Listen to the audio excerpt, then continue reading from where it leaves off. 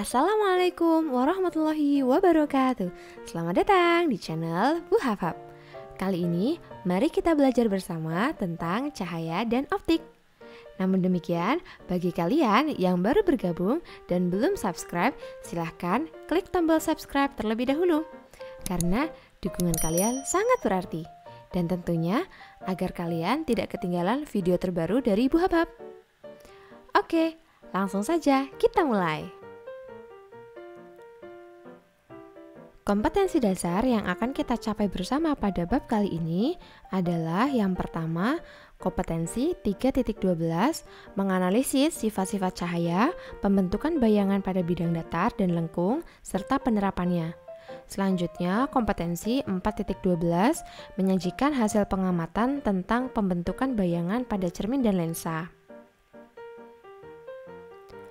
Pada bab kali ini yang akan kita pelajari yaitu tentang cahaya dan alat optik, di mana materi cahaya kita akan membahas tentang sifat-sifat cahaya, pembentukan bayangan pada cermin, pembentukan bayangan pada lensa. Untuk pembentukan bayangan pada cermin akan kita pelajari cermin datar, cermin cekung, dan cermin cembung. Sedangkan pembentukan bayangan pada lensa yang akan kita pelajari yaitu tentang lensa cekung dan lensa cembung. Pada alat optik, kita akan belajar indera penglihatan manusia, indera penglihatan serangga, beserta alat optik. Terkhusus di indera penglihatan manusia, akan kita pelajari tentang bagian mata dan gangguan mata. Submateri pada bab kali ini, pertemuan pertama akan kita bahas sifat-sifat cahaya dan cermin datar. Pertemuan kedua, cermin cekung. Pertemuan ketiga, dilanjutkan cermin cembung. Pertemuan keempat, lensa cekung. Pertemuan kelima, lensa cembung. Dan terakhir, alat optik. Sudah siap belajar? Mari kita mulai. Pertemuan pertama, sifat-sifat cahaya dan cermin datar. Sifat-sifat cahaya. Beberapa di antaranya yang perlu kalian ketahui adalah yang pertama, cahaya merupakan gelombang elektromagnetik. Tentunya kalian masih ingat ya bahwa gelombang elektromagnetik adalah gelombang yang tidak perlu media perantara. Dicontohkan dari cahaya matahari yang dapat menyinari bumi dan dapat kalian rasakan setiap hari. Kemudian, sifat yang kedua, cahaya dapat merambat lurus. Perhatikan gambar berikut. Tentunya kalian pernah melihat fenomena seperti yang tertera pada gambar ya. Itu merupakan contoh bahwa cahaya merambat lurus. Begitu juga ketika kalian menyalakan lampu senter. Terlihat cahaya lampu senter merambat lurus ke depan. Selanjutnya, sifat cahaya dapat dipantulkan. Contohnya, seperti kalian ketika memantulkan cahaya senter tadi ke arah cermin, maka cermin akan memantulkan ke bidang di depannya. Atau contohnya lagi, seperti kalian ketika sedang bercermin, itu merupakan contoh bahwa cahaya dapat dipantulkan. Pemantulan cahaya sebetulnya dibagi menjadi dua, yaitu pemantulan baur atau difus dan pemantulan teratur. Pemantulan baur terjadi ketika cahaya mengenai benda atau bidang yang permukaannya tidak rata. Contohnya seperti cahaya mengenai pohon atau cahaya mengenai aspal, maka akan terjadi pemantulan baur atau difus. Sedangkan untuk pemantulan teratur adalah pemantulan ketika cahaya mengenai bidang yang datar. Contohnya seperti tadi, ketika kalian bercermin atau ketika kalian memantulkan cahaya pada senter ke arah cermin, dikarenakan cermin merupakan bidang datar, sehingga termasuk pemantulan teratur. Di mana hukum pemantulan cahaya yang pertama, sinar datang, garis normal, dan sinar pantul terletak pada satu bidang datar. Perhatikan kursor pada video kali ini. Sinar datang, garis normal, dan sinar pantul terletak pada satu bidang datar. Hukum pemantulan cahaya yang kedua, besar sudut datang disimbolkan dengan huruf I sama dengan besar sudut pantul disimbolkan dengan huruf R. Sedangkan sifat cahaya berikutnya yaitu dapat dibiaskan. Ketika pembiasan, sinar datang akan memiliki sudut yang berbeda dengan sudut sinar yang dibiaskan. Ini karena cahaya melalui dua medium yang memiliki kerapatan berbeda. Udara memiliki kerapatan yang lebih renggang daripada benda padat berupa kaca. Itulah yang menyebabkan terjadinya pembiasan seperti fenomena yang pernah kita lihat atau kita alami sehari-hari ketika kalian memasukkan sendok ke dalam gelas berisi air, seakan-akan sendoknya terlihat patah.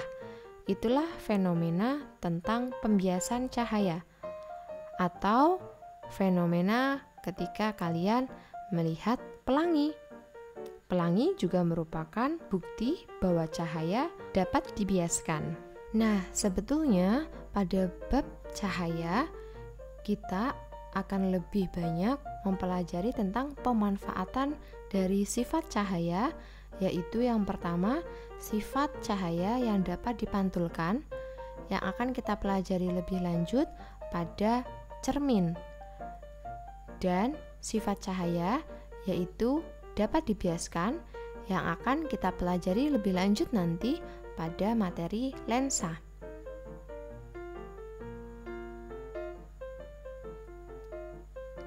Pemanfaatan pemantulan cahaya pada cermin datar. Seperti namanya, cermin datar, maka cermin tersebut memiliki permukaan yang datar dan tidak melengkung.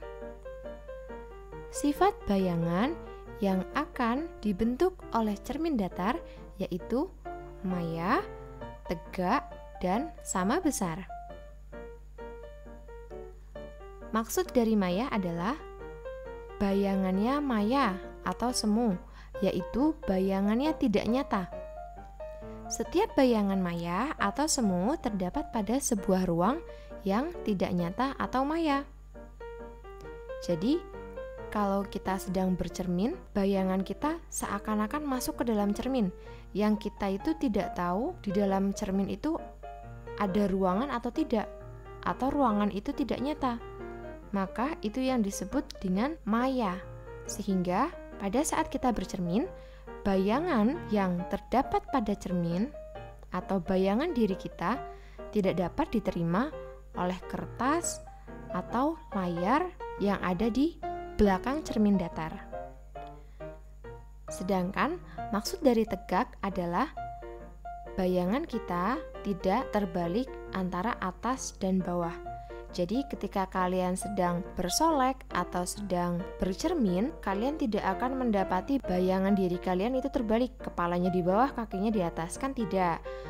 Itulah yang dimaksud bahwa bayangannya tegak, tidak terbalik antara atas dan bawah. Dan maksud dari sama besar adalah besarnya bayangan sama dengan besar benda. Digambarkan dari gambar di bawah ini bahwa jarak antara benda dengan cermin sama seperti jarak bayangan yang dihasilkan dengan cermin, dan tinggi bendanya juga sama seperti tinggi bayangan yang dihasilkan. Cermin datar bersifat memantulkan cahaya yang datang kepadanya. Sesuai hukum pemantulan yang tadi Bu Hafaf telah sampaikan, bahwa sudut datang selalu sama besar dengan sudut yang dipantulkan. Jika ada dua buah cermin datar disusun sehingga membentuk sudut alfa, maka jumlah bayangan yang akan dibentuk memenuhi rumus N sama dengan dalam kurung 360 derajat per sudut alfa dikurangi 1. di mana N adalah jumlah bayangan yang terbentuk, alfa adalah sudut yang dibentuk oleh cermin datar. Contoh soal: sebuah benda diletakkan di antara dua buah cermin datar yang disusun sedemikian rupa sehingga membentuk sudut sebesar 45 derajat satu sama lain. Berapakah jumlah bayangan benda yang terbentuk? Diketahui bahwa sudut yang terbentuk adalah 45 derajat. Yang ditanya yaitu tentang jumlah bayangan yang terbentuk. Maka langsung saja kita gunakan rumus yang tadi. N sama dengan 360 derajat dibagi sudut yang terbentuk antara dua buah cermin dikurangi 1. Maka jumlah bayangan yang terbentuk adalah 360 derajat dibagi 45 derajat kurang 1. 360 dibagi 45 yaitu 8. 8 dikurangi 1, maka jumlah bayangan yang akan terbentuk sebanyak 7.